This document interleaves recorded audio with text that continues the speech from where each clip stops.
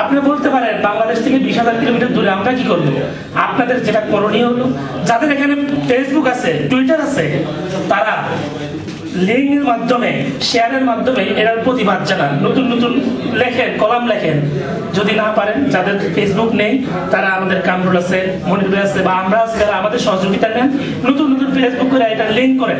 এক একজন যদি 500 লোকের কাছে শেয়ার করতে পারেন, ওই 500 জন আরো 500 জনের করবে।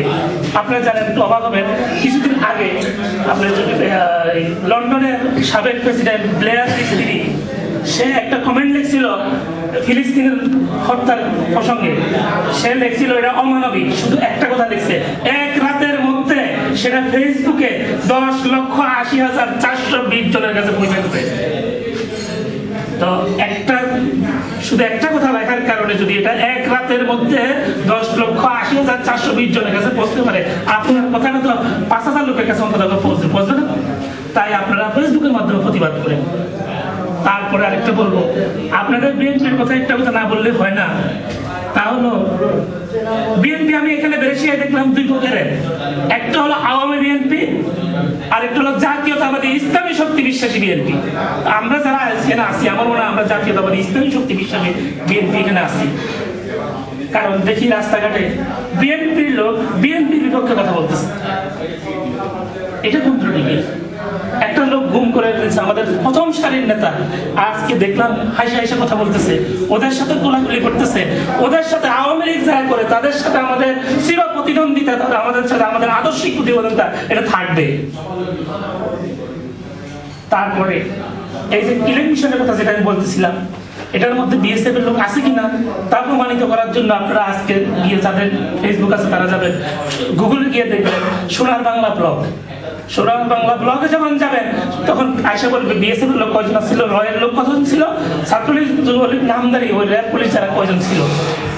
আজকে আশ্চর্য ব্যাপার হলো বাংলাদেশের এনএসআইআর, এসআইআর, এরা গোয়েন্দা সংস্থাগুলো আশ্চর্য হয়ে গেছে, তারাও জানে না এরকম একটা টেলিভিশন হয়ে যাচ্ছে।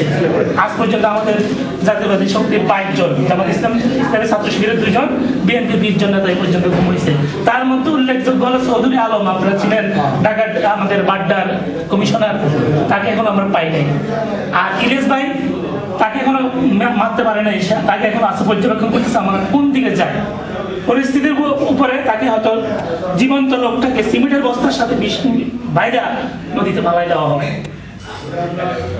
এটা একটা ছবির গল্প কাহিনীর মতো লাগে না আপনার? আমরা বিএনপি করি, আমরা কিভাবে এটা মেনে নেব, কিভাবে এটা বরদাস্ত হয় আমাদের? তাই বলি, যারাই বিএনপি করেন, যারাই জাতীয়তাবাদী বিশ্বাসী, যারা ইসলামী শক্তিতে বিশ্বাসী, তাদেরকে একটাই অনুরোধ করবো, আপনারা প্রতিবাদী হন, আপনারা প্রতিবাদী হন এবং শিখেন কিভাবে কি করতে হবে, কিভাবে এটা প্রতিবাদ করা যায়। আজকে বিএনপির লোক কি এই কয়েকজনই? কোথায় আমাদের ভাইরা? আওয়ামী বিএনপি থেকে আপনারা দূরে থাকবেন। আওয়ামী বিএনপি আমাদের কোনো পয়সন নেই। তারপরে বলবো সুরঞ্জিত সেনগুপ্ত, আমার আগে আমার ইমামে বলে গেলেন যে হাতে নাতে ধরা খাওয়া কি? সে হাতে নাতে ধরা খাওয়া মানে তার ছেলে কয়দিন আগে 5 কোটি টাকা দিয়ে লাইসেন্স দিছে, টাকা কোথায় পাইছে? তাদের বাৎসরিক ইনকাম দেখাইছে, ইনকাম ট্যাক্স কে তাদের বাৎসরিক ইনকাম হলো, তার ছেলের দেখাইছে 10 লক্ষ টাকা, তার দেখাইছে 20 লক্ষ টাকা, 30 লক্ষ টাকা, বাকি টাকা কোথায় থেকে আসছে? আমার আত্মীয় এই বেরেশিয়াতে থাকে, তার ভাইয়ের জন্য 4 লক্ষ টাকা দেওয়া হয়েছিল রেলওয়ে চাকরি করার জন্য। কোথায় সে টাকা? কে নিয়ে গেছে? উনি কালো বিড়াল ধরে, আর কালো বিড়াল তো আপনি। আর নির্লজ্জের মতো তার মন্ত্রিত্ব পদত্যাগ করার পরেও তার দোষ স্বীকার করে সে পদত্যাগ করলো। আর ইন্ডিয়া চাপ কি বললো না বললো, হাসিনা একবারে ইন্ডিয়ার বন্ধু আমায় বলছে মন্ত্রিত্ব আমায় ফিরে দিতেই হবে। আজকে ছাত্রলীগ যুবলীগ নিয়ে যা করতেছে, আমার তো মনে হয় ছাত্রলীগ যুবলীগের কাণ্ড করতে দেখলে মনে হয় এরা বলতে চায় যে চেটে চুটে দেয় মা, লুটে ফুটে খায়। দেশটা এইভাবে লুটে ফুটে খাচ্ছে আজকে। ভাইরা আমার, বেশি দীর্ঘক্ষণ তো লম্বা সময় লম্বা করবো না, আপনাদেরকে একটা কথা বলবো যে আপনারা যারা আছেন বিএনপি বিশ্বাসী, এরা মানুষকে বুঝান, মানুষের সাথে মিশেন, যে আসলে কি করতেছে। আজকে এক আওয়ামী লীগের কঠিন আওয়ামী লীগ সমর্থক সে আমাকে বললো হাসিনাকে আমি ধিক্কার জানাই। আমি বললাম কি ব্যাপার, সারা বছর দেখলাম শেখ মুজিবের গান গাইলেন, আজকে হঠাৎ করে দেখি আপনি কি শুরু করছেন আপনার আবেদন। দূরে মিয়া, হ্যাঁ একটা ক্লাস 6-এ পড়ে, আমার বাচ্চার মতো কথা বলতে জানে না, তারা প্রধানমন্ত্রী বানাইছে। দুর্ভাগ্য আমাদের দেশের, দুর্ভাগ্য আমাদের। গতবার আপনারা জানেন কিনা জানেন, গত 96 সালে যখন আওয়ামী লীগ ক্ষমতায় আসছিল, তো কোর্টে থেকে তাকে কি বলা হয়েছিল, বিচারপতিরা তাকে বলছিল রং হেডেড। একটা দেশের প্রধানমন্ত্রীকে, প্রধানমন্ত্রী থাকা অবস্থায় রং হেডেড বলে, পাগল বলে। 1,01,000 টাকা জরিমানা করছিল, আপনাদের অবশ্যই জানা আছে এটা।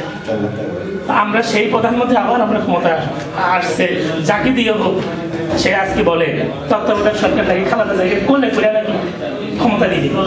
আরে বাবা, তাহলে তো আপনাদেরকে ফখরুদ্দিন মহিউদ্দিনকে কোলে করে ক্ষমতা দিছিল, কোলে বসার অভ্যাস আপনার আছে, খালাদা জিয়ার নেই। তারপরে বলতেছে পাকিস্তান থেকে টাকা আছে। পাকিস্তানের স্বরাষ্ট্রমন্ত্রী তীব্র প্রতিবাদ জানাইছে যে এরকম কথা পাকিস্তান বলে না, পাকিস্তান কোনো টাকা দেয় নাই। আচ্ছা ভাইরা আমার, বিএনপির মতো দল, একটা আটলান্টিক মহাসাগরের মতো দল, এই দলের কি 5 কোটি টাকার অভাব ছিল? কয় কোটি টাকা? 5 কোটি টাকা। আপনারা সবাই পত্র লিখে দিয়েছে 5 কোটি টাকা নাকি সে ঘুষ খাইছে। 5 কোটি টাকা নাকি সে খালাদা জিয়া ঘুষ খাইছে। আর পাগল যদিও বলে, মানে মিথ্যা কথা বললেও, একটু বাড়াই সারাই করলে 200-400 কোটি টাকার কথা বললে হয়তো বা জনগণ বিশ্বাস করতো। আমি যার বাসায় থাকি, ও বলতেছে সারা জীবন তো শেখ মুজিবের গুণ গাইলাম, এই পাগল তো শেখ মুজিব ঠিক এটা জানতামই না। 5 কোটি টাকা কি বিএনপি তার অভাব? হ্যাঁ, এইসব পাগলের প্রভাব থেকে আপনারা মানুষকে বুঝাবেন। অনেক ভাইয়েরা জিজ্ঞাসা করে যে আপনাদের বিএনপি এই খালেদা জিয়া বা তারেক জিয়া এই করছে, এক ভাই বলতেছে তারেক জিয়া খাম্বাই খেয়ে গেছে, তারেক জিয়া বলে খাম্বা খেয়ে গেছে। তারেক জিয়ার মালয়েশিয়াতে 20টা ফ্যাক্টরি আছে। ভাইরা আমার বাস্তব কথা এটা, তারেক জিয়ার কোনো ফ্যাক্টরি নাই। জয়া স্কোয়ারটাও থাকলে নিউ ইয়র্কে শেখ মুজিবের নাতি শেখ হাসিনার ছেলে সজীবদের জয়ের আছে। এই অল্প বয়সে ছেলে $2,000 বিলিয়ন মালিক হয়ে গেছে। এই টাকা কোথায়? তার বাপ তো ছিল নাকি একজন প্রতিবন্ধী। মানুষের বলে ডক্টর ওয়াজিদ নাকি বিজ্ঞানী ছিল, অথচ হাসিনা বলছে আমার জামাইল একদম পাগল, পাগলের ঘর করি প্রতিবন্ধী। এবার প্রতিবন্ধী ছেলে আজকে $2,000 বিলিয়ন মালিক কিভাবে হবে? দুর্নীতি কে করে? তারপরে পরিশেষে একটা কথা বলবো যে যাদের টুইটার বা ফেসবুক না এরা করে এটা প্রতিবাদ জানান, আপনি করণীয় আছে, আপনি করতে পারবেন, কেন পারবেন? আমি আজকে দেখলাম, আজকে আমাদের যে লেটেস্ট নিউজগুলো আসতেছে ফেসবুকের মাধ্যমে পেয়েছি, লন্ডন থেকে হামিদ হোসেন আজাদ ভাই, ব্যারিস্টার হামিদুল ভাই, আপনার নাম শুনতে পাচ্ছেন, উনি আজকে একটা কলম লিখে পাঠাইলেন, যেটা দলিল সহকারে পাঠাইছে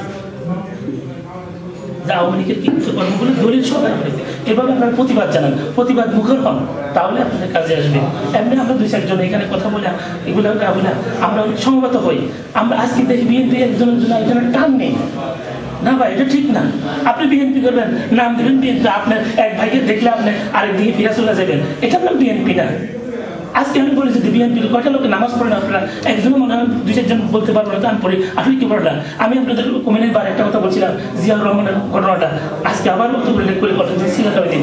জিয়াউর রহমান যখন তাদের ওয়াইসি সম্মেলনে, যখন তাকে আপনার এই ওয়াইসি সম্মেলন শেষে মক্কা শরীফ ওনারা তোয়াব করতেছেন, আল্লাহ কাবাও তোয়াব করার পর্যায়ে তারা বলতেছে যে ইমাম সাহেবকে, ইমাম ছিল আব্দুল্লাহ বিন বাস, বলতেছে আমরা একটু মক্কা শরীফের ঘরের ভিতর, আল্লাহ ঘরের ভিতরে ঢুকতে চাই। তো 40টা দেশের রাষ্ট্রপ্রধান এত একসাথে ঢুকলে এটা অবশ্য পরিবেশটা একটু খারাপ দেখা যাবে। তখন ইমাম সাহেব বুদ্ধি করে বললেন যে ঠিক আছে, একটা শর্ত আছে, আপনারা আল্লাহ ঘরের ভিতরে ঢুকতে পারবেন। কিভাবে? কইতেছে যাদের গত 10 বছর আসরের নামাজ কাজা নাই, তারা একমাত্র আল্লাহ ঘরে ঢুকতে পারবেন। তখন 2জন প্রেসিডেন্ট আগে আসছে, একজন হলো আপনাদের এই শহীদ জিয়া, আরেকজন হলো মালয়েশিয়া ইন্দোনেশিয়ার প্রেসিডেন্ট, 2জন ঢুকতে পারছে। তারপরে ওই জিয়ার অনুসারী আপনারা নামাজ পড়েন। আমি এটাই বলতেছি, নামাজ পড়ে আল্লাহর কাছে দোয়া করেন যে আল্লাহ আমাদের উপরে যে অত্যাচারী জুলুমখোর যে স্বৈরাচারী সরকার আমাদের নিচে চাপাই দিচ্ছে, আল্লাহ এটা থেকে আমাদেরকে পরিত্রাণ করুন। আল্লাহ অবশ্যই করবে, আমরা যদি আল্লাহকে বিশ্বাস করি। এটা বলে আমি আমার বক্তব্য শেষ করছি। আসসালামু আলাইকুম ওয়া রাহমাতুল্লাহ।